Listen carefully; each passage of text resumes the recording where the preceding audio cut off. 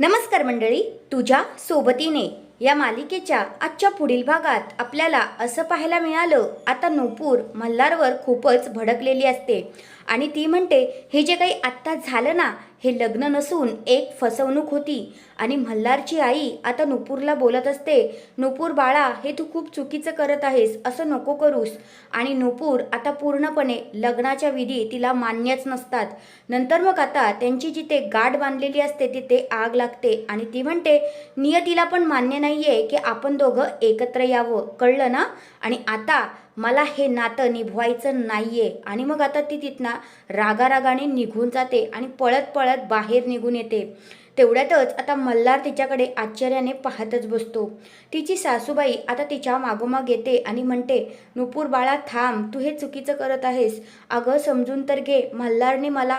नंतर मग आता नुपूर त्यांना अडवते आणि म्हणते, मला माहिती आहे आई, तुम्ही मल्हारचं काय सांगताय, पण मल्हारला शिक्षा झाल्याशिवाय मी शांत बसणार नाही. असं बोलून आता नुपूर दीक्षा करते आणि तिथनं निघून जाते.